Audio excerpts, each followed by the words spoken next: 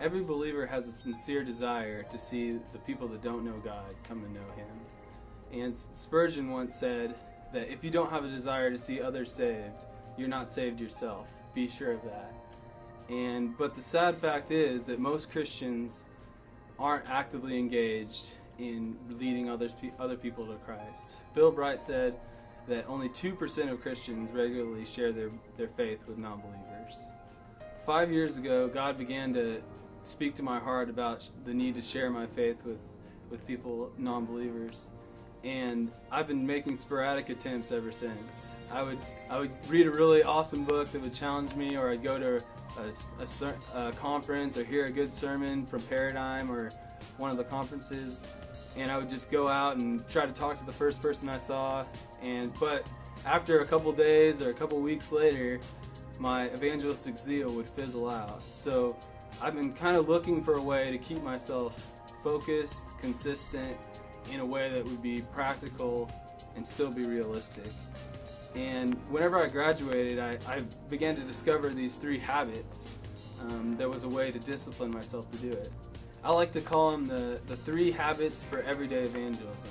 They're simple steps to keep myself focused every day to reach out to non-believers. So the first one is to pray daily for open doors and to walk through them. The second one is to prepare a 3-person impact list, prayer list that you pray for regularly and you intentionally reach out to them. And the third one is to plan time in your week, each week, to hang out with people who don't know God. The first habit is to pray daily for open doors and to walk through them. It's to take advantage of those everyday opportunities that all of us get and to pray each morning and walk through the day looking for that opportunity. Colossians 4, verse 2 says, "Devote yourselves to prayer, being watchful and thankful, and pray for us too that God may open the door for our message, that we may proclaim the mystery of Christ, for which I am in chains." When I pray, I need to pray that God would open up doors for me. And realizing that whenever I pray for open doors, I have to be willing to walk through those doors that He gives me. One example of that, I just started praying for open doors, and I was sitting in church, and a lot of times they have connection cards where you're supposed to write if you've committed your life to Christ or you've been baptized or anything like that. And the guy sitting next to me, I noticed, you're not supposed to look at your neighbor's thing, but I did anyway. And I looked, and he marked one of those boxes, and so I nonchalantly asked, "Hey, did you mark one of the boxes on there?" And he said, "Yeah." And he said he wanted to commit his life to Christ, he wanted to get baptized, and he wanted to recommit his life to Christ. So I was like, that must be an open door. And so I decided to get lunch with him, get dinner with him, and we went to the cafeteria, and I got to talk with him and hear a little bit about his story, and I got to share a little bit of my story. And ended up, I got to share the gospel with him. And it was just so cool that I had just started praying for open doors just pretty recently, a couple days before, and God gave me one smack dab just sitting right next to me in church. And it was just so awesome to see how God, when you pray for open doors, God will open them. Just pray that God would give me opportunities to witness. I do a good bit of traveling, and so pray that God would place people beside me on airplanes, and praying for the opportunities enables God to just really place people around me that I can witness to. 2 summers ago, I began to work for Stanley Steamer Carpet Cleaners, and we got in these yellow, big, huge, hideous yellow vans, and we rode around the city cleaning people's carpets. And a funny thing started happening as we started seeing lots of our other fellow employees driving around in the big yellow vans. And I never noticed that before. And even now when I'm at another job, I still see those vans, like even today, this morning, I saw a Stanley Steamer yellow van. And it's a little part of your brain, it's called the reticular activation system. And it triggers your mind to notice specific things. And God has really started to show me how I can use my reticular activation system to turn on to opportunities to share my faith. For example, like when I was getting my haircut today, my barber said that he was only off, the only day he got off was on Sunday. So I saw that as an open door where I could say, "So do you go to church anywhere?" Billy Hanks, author of Operation Multiplication, has once said, After extended observation, we have concluded that effective lifestyle evangelism takes place when a Christian specifically prays each morning, asking for opportunities to witness. It's that simple. Billy Hanks puts a direct connection to us praying each morning to share for opportunities to share our faith with our effectiveness in evangelism. And that has really challenged me to each morning take that couple extra seconds or minutes and just really ask God and tell Him I'm open for what He has for me that day. Habit number 2 is to prepare an impact list of 3 people to pray for every day and to intentionally reach out to them.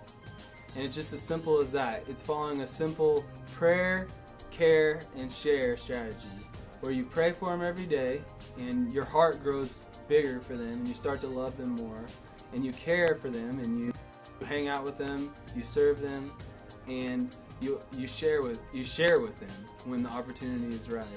And trust me, you will get a chance. If you're really praying for people and you're really caring for people, then you will have an opportunity to share with people.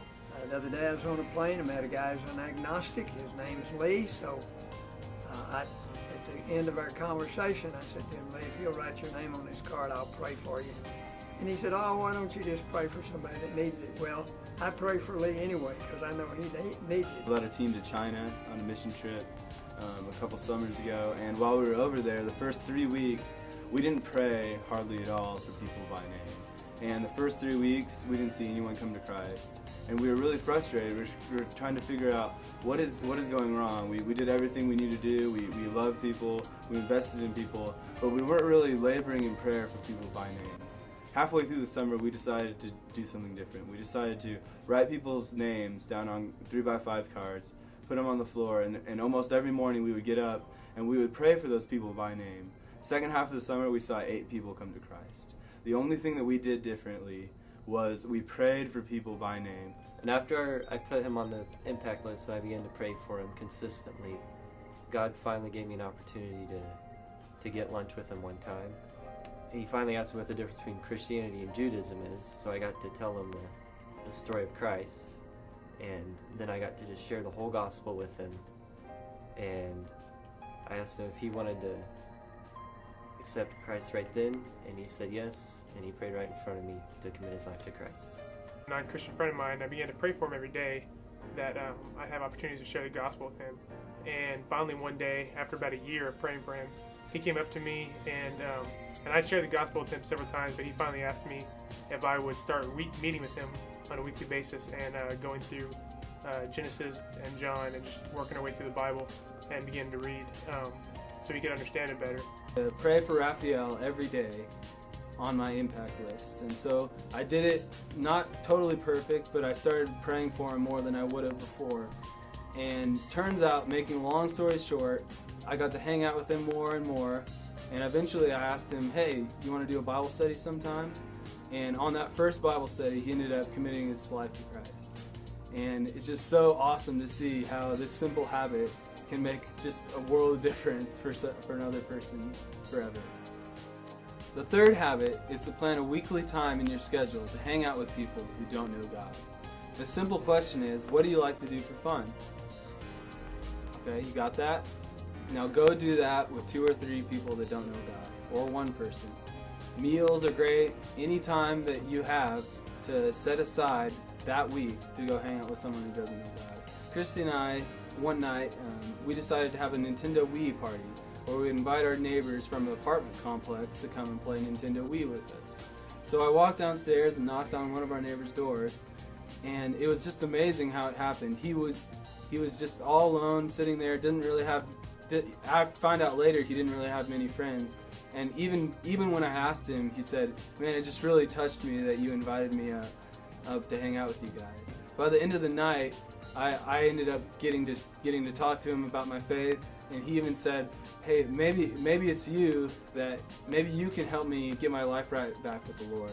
And since then, I've been able to share the gospel with him. I've been able to give him a book.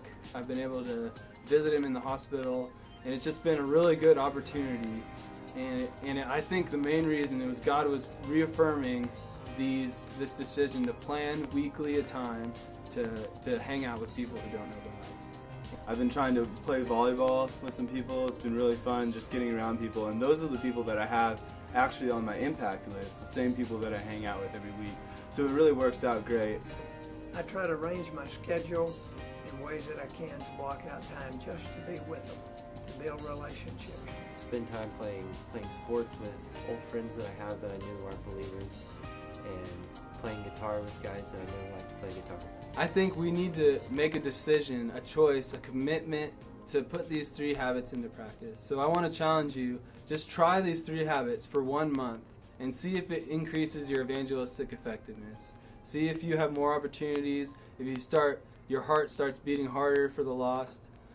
Just try it, I dare you. I'm really excited about these 3 habits, and I'm really excited about how many people we're going to see in heaven because of all of us doing our best and doing whatever we can to reach the lost.